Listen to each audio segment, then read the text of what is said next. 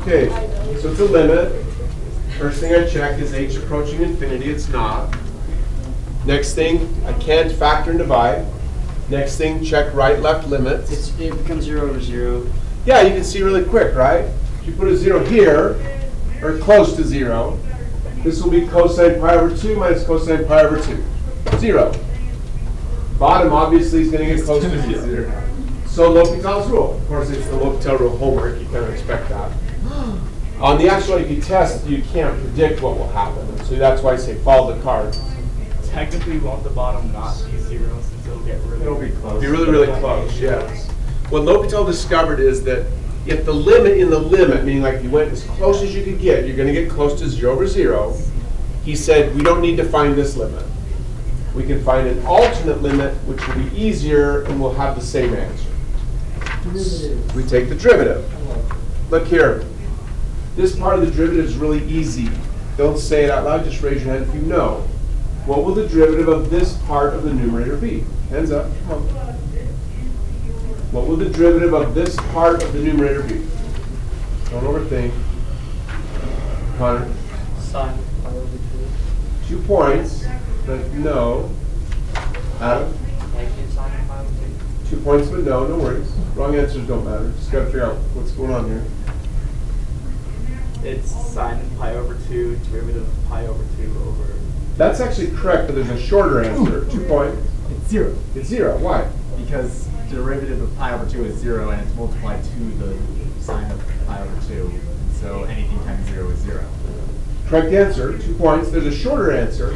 Why this is 0. The Cosine of pi over 2 is just a constant. number times 0 equals 0. Like there's no variables. Cosine of pi over 2, there's no variable involved at all. The cosine, I don't even use a rule. I just look at it. I just look at it and say cosine of pi over 2 is a constant. Done. Derivative is 0. You want me to talk more about it? The cosine of pi over 2 is just a number. On the unit circle, coincidentally, it turns out to be 0. That's not the important point. The important point is the derivative of any constant is 0. Here's some examples. What would the derivative of e squared be? 0. 0, because e squared is a constant. It's not different depending on different values of x. The derivative of e to the x is not 0 because x could be any number. It's not a constant. But the sine or cosine of a number is just another number. I feel like I'm talking to myself. Okay. I'm convinced. I was convinced. I get it. Okay.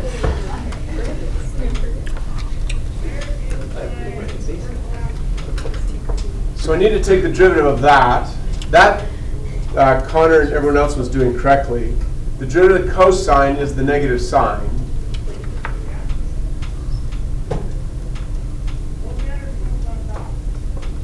Why'd you put a negative there? I don't know. I was anticipating the next step was my problem. Remember, that has to be dh. Because you always take, with L'Hopital's rule, always take the derivative in terms of the limiting variable. So that becomes negative sine pi over 2 plus h multiplied by d over dh of pi over 2 plus h. Question? Adam, please. Is that a positive sign from cosine? Is that Yes. It's positive. Because we accidentally wrote it negative, so you have to make it positive. Yeah, that was a mistake. Thank you, Adam. Are you talking about this one here? Yeah. Yeah, that I shouldn't have written that. What's your base? No, good question. I was anticipating the negative here and I accidentally wrote it as I was talking. So I would just say it's one of the side effects of trying to talk and work at the same time. So there we go. This one here is easy. I want you to raise your hand, please. What's this going to be? Hand? What's this? Come on. Nothing. 2 points, but no. What's this going to be? 3. 2 points, but no. Jackie? 1. The derivative of pi over 2 is 0. Then dH is 1. So this is just 1. This is just 1. How many know? 2 points, 3 for. Wait, question check. Since it's a derivative and they're adding, can you split them up? Yeah, this is what I do it mentally. Yeah, no, you're But wouldn't perfect. it be 0 and then times by? No, plus.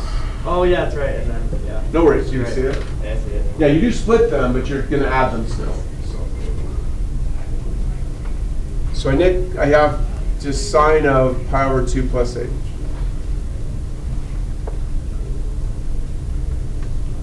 The derivative of the bottom, hands up. Don't think too long. What's the derivative of the denominator? That's the other part of L'Hopital's rule. One hand. Morgan? 1. I have dH over dH. How many knew it? Point 2 for Morgan. So I create a new limit problem. Looks like this. Limit as h approaches 0 of this. Still have to put the bottom, even though it's just 1. You don't have to. I write it as part of my explanation. You know what I mean? Yeah. But you don't have to write divided by 1. And now we try the limit again. If h is going to get close to 0, this will be close to pi over 2. Sine of pi over 2 is 1, hence negative 1.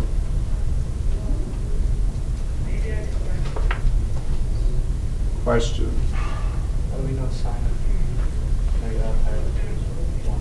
So I remember my circle. Sine the left number or the right number? I remember the angle first. So pi over 2 is here. Sine is the distance up or down from center. Start in the center, I go up. Because I went up the distance of 1. This is equal to 1. The extra negative changes to negative. And then what's cosine, left or right? Cosine is the left or right. So I know that the cosine of pi over 2, same angle, I'm still here. Remember, I'm not explaining the meaning of this. These are just memory aids. They're just like, hey, if I have to know this number, rather than just memorize a list, I memorize this circle, and it's easier to memorize. So from center to here, I do not go left or right. 0. I do this. The sign has an I in it, so it just reminds me up, down. It was Danny who said that she was taught, right, that cosine is kind of like the word across, so she thinks left or right. Yeah. Whatever works to remember. Question? Homework is the goal. Bell ring in 25 seconds.